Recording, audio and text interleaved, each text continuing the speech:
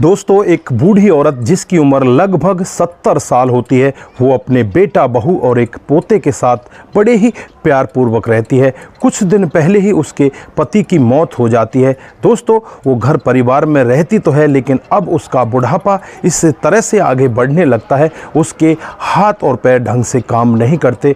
दोस्तों, उसके अलग बर्तन रखे जाते हैं और यहाँ पर एक दिन का वाक़या होता है जब यहाँ पर जो बहू होती है वो अपने बच्चे को खाना खिला रही होती है, क्योंकि उसे स्कूल जाना होता है। उसे खाना खिलाने के बाद उसे स्कूल भेज देती है और खुद खाने पर लग जाती है। दोस्तों, यहाँ पर जो बूढ़ी माँ होती है उनकी तरफ एकटक निगाह से देखती रहती है कि कब मुझे खाना मिलेगा, मुझे भी बहुत ज़्यादा भूख लगी है, लेकिन वो कुछ कहती नहीं। दोस्तों, देखती रहती है। लेकिन यहाँ पर जो बेटे की बहू है वो भी खाना खा लेती है। बेटा कहीं बाहर से आता है और आकर अपनी पत्नी से यही बोलता है कि बहुत ही तेज़ी के साथ भूख लगी है, मुझे खाना दे दो।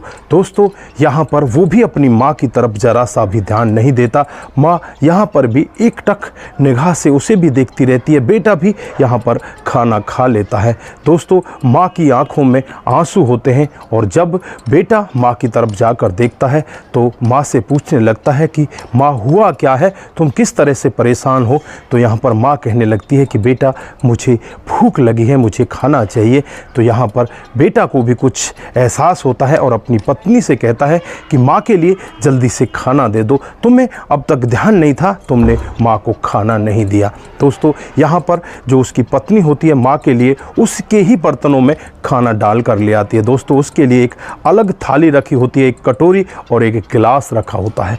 दोस्तों, उनमें ही उसको खाना दे दिया जाता है। दोस्तों, टेबल पर माँ को बिठाया जाता है। माँ के हाथ पैर इस तरह से कांपने लगते हैं, उसमें से कुछ खाना टेबल पर गिर जाता है। दोस्तों, बहू यहाँ पर उस अपनी सास के ऊपर इतनी तरह से चिल्लाती है, उसके ऊपर चिल्लाकर कहने लगती है कि तुम्हें खाने का भी ढंग नहीं है, तुमने तो हमारी जात जुतवा रखी है। दोस्तों, यहाँ पर वो बूढ़ी औरत कुछ नहीं कहती, चुपचाप अपने मन को मार कर रह जाती है।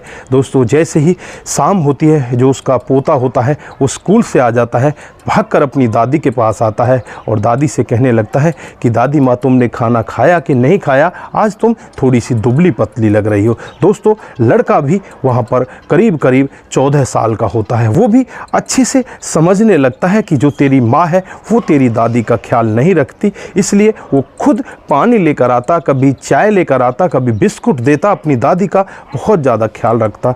दोस्तों, इसी तरह से अगला दिन आ जाता है। अगले दिन जो बच्चा होता है वो स्कूल चला जाता है और यहाँ पर इस बूढ़ी औरत को देखकर जो पत्नी होती है बहुत ही ज़्यादा चिल्लाने लगती है कि ये तो यहाँ पर इसी तरह से हमको परेशान करती है, कभी कहीं पर सामान फैला देती है, कभी यहाँ पर इस तरह से खांसती रहती है, इसने खांस कर हमारे घर को नर्क बना दिया। इस तरह से वो औरत यहाँ पर कहने लगती है। जो उसका बेटा होता है अपनी बहू के फ्रेम में इस तरह से आ जाता है, वो अपनी माँ की तरफ ज़रा सा भी ध्यान नहीं देता।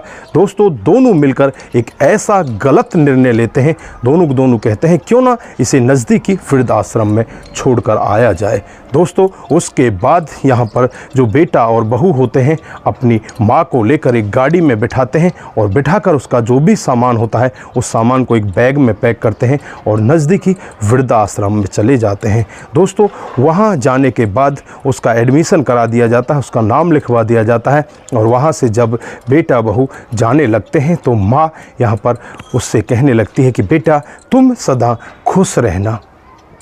तो यहाँ पर बेटा कहता है कि ठीक है माँ, तुम यहाँ पर खुश रहो, हम वहाँ पर खुश रहेंगे, तुम हमें खुश रहने दोगी तभी तो हम खुश रहेंगे।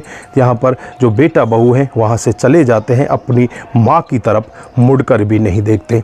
दोस्तों, जैसे ही शाम होती है, जो इस बूढ़ी औरत का पोता होता है जिसकी उम्र 14 साल होती है, वो घर पर आ जाता है। वो अपनी मम्मी से पूछता है कि आज दादी कहाँ है। तो वो कहने लगती है कि तेरी दादी पता नहीं पड़ोस में ही कहीं गई है, जल्दी आ जाएगी। लेकिन वो कहता है कि आज तक तो मेरी दादी कहीं नहीं गई, लेकिन आज कैसे गई, मुझे मेरी दादी से मिलना है, मुझे अभी मेरी दादी से मिलवा दो।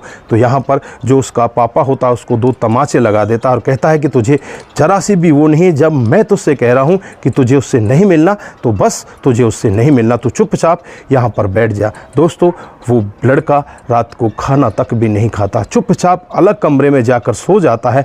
माता पिता को बहुत ज़्यादा अपने बच्चे की चिंता होने लगती है, क्योंकि एक इकलौता उनका ये बेटा होता है। दोस्तों वहाँ पर जो बूढ़ी औरत होती है वो अपने पति को याद करके रोने लगती है कि आज मेरा पति होता तो मेरे साथ में आज ऐसा नहीं होता। अपने पोते को भी याद करके रोती है कि अगर मेरा पोता भी होता तो वो भी मुझे इस तरह से यहाँ पर नहीं आने देता, लेकिन इन्होंने मेरे साथ में बहुत ही गलत किया है। दोस्तों अब यहाँ पर जो लड़का होता है 14 साल का, वो खाना पीना सब कुछ छोड़ देता है, अगले दिन स्कूल जाने से भी मना कर देता है। दोस्तों यहाँ पर माता पिता का हाल भी बुरा हो जाता है, वो भी अपने बेटे के प्यार में टूट जाते हैं और उसे कहने लगते हैं कि तुझे हुआ क्या है, तू क्यों नहीं खाना खा रहा। तो वो कहता है कि तुम मुझे खाना खिला रहे हो, लेकिन तुम्हें पता है कि मेरी दादी माँ कैसी है, उसने खाना खाया है नहीं खाया है, वो मेरे बगैर खाना भी नहीं खाती, मैं उसे बगैर खाए मैं कैसे सो सकता हूँ, मुझे कैसे नींद आएगी, मैं नहीं कर सकता, मुझे मेरी दादी से मिलना है। दोस्तों यहाँ पर बच्चा इस तरह से जिद कर देता है, वो फिर पूरे दिन उसका इंतज़ार करते हैं, लेकिन बच्चा यहाँ पर कुछ भी नहीं खाता नहीं कुछ पीता, बच्चे की तबीयत बिगड़ने लगती है। अब माता पिता को बोध होता है कहीं ऐसा ना हो कि तुम्हारा ये इकलौता बेटा है ये अपनी दादी के वियोग में मर जाए। दोस्तों जैसे ही अगली सुबह आती है, अगली सुबह वो कहते हैं कि ठीक है हम तुम्हें तुम्हारी दादी के पास लेकर चलते हैं। तीनों लोग एक ही गाड़ी में बैठ जाते हैं और गाड़ी में बैठने के बाद वहीं पर पहुंच जाते हैं जहां पर ये उस बूढ़ी औरत को छोड़ कर आए थे। दोस्तों वृद्धाश्रम में जाने के बाद देखते हैं तो वहाँ पर बहुत सारी महिलाएं, बहुत सारे पुरुष वहाँ पर खाना खा रहे होते हैं, कोई किधर बैठा होता है, कोई कुछ कर रहा होता है, इस तरह से काफ़ी लोग वहाँ पर दिखाई देते हैं। जब ये तीनों लोग उस कमरे में पहुँच जाते हैं जहाँ पर उस बूढ़ी औरत को छोड़ कर आए थे, वहाँ पर वो बूढ़ी औरत इनको दिखाई नहीं देती। दोस्तों उसके बाद इनके पैरों तले ज़मीन खिसक जाती है कि यहाँ तो हम माँ को छोड़ कर गए थे, लेकिन माँ तो यहाँ पर है ही नहीं, वो गई तो कहाँ गई। दोस्तों जब वहाँ पर एक गार्ड होता है, उस गार्ड से पूछा जाता है कि यहाँ पर एक बूढ़ी औरत थी जिसे हम परसों छोड़कर गए थे, वो कहाँ है, वो तो इस कमरे में है ही नहीं। तो वहाँ पर वो गार्ड कहने लगता है कि इस कमरे का जो पंखा है वो ख़राब हो चुका है, कमरे में कोई जगह नहीं है। वो बूढ़ी औरत उस नीम के पेड़ के नीचे बैठी हुई है, उसका यहाँ पर जी घबरा रहा था, उसका दिल नहीं लग रहा था, उसे ऐसा लग रहा था कि यहाँ पर तू मर जाएगी, इसलिए वो नीम के पेड़ के नीचे बैठकर खाना खा रही है। दोस्तों जब यहाँ पर जो पोता होता है पूरा वाक्य सुनता है तो उसके पैरों तले ज़मीन खिसक जाती है और वो अपने माता पिता से नाराज़ होकर उनसे अपना हाथ छुड़ाकर सीधा अपनी दादी के पास पहुँच जाता है। दादी वहाँ पर एक बर्तन में कुछ चावल ले रखी होती है। दोस्तों वो 14 साल का लड़का अपनी दादी के गले लग जाता है और गले लगकर कहने लगता है कि दादी तुमने अच्छा नहीं किया, तुम मुझे छोड़कर क्यों आ गई। तो यहाँ पर दादी भी अपने बच्चे की आंखों में आंसुओं को पोंछते हुए कहने लगती है कि बेटा मैं तो तुम्हें कभी छोड़ना ही नहीं चाहती थी, लेकिन मेरी किस्मत में ही कुछ ऐसा लिखा था, मैं करूं तो क्या करूं, तेरे मम्मी पापा नहीं चाहते कि मैं वहां पर रहूं। तो यहाँ पर ये बच्चा जिद कर देता है और कहने लगता है कि आज से मैं भी तेरे पास ही रहूँगा।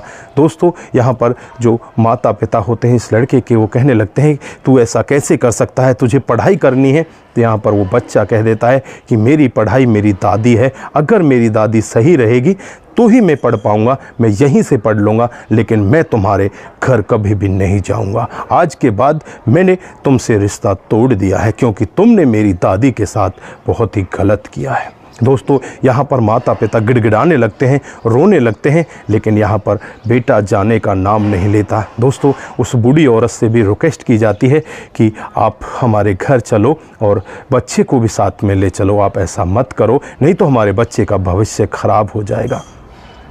दोस्तों यहाँ पर बूढ़ी औरत जाने से पहले एक वाक्य और कहकर जाती है कि यहाँ पर जिस कमरे में पंखा नहीं है उसमें कूलर नहीं है, इसमें कूलर पंखे का इंतज़ाम कर देना।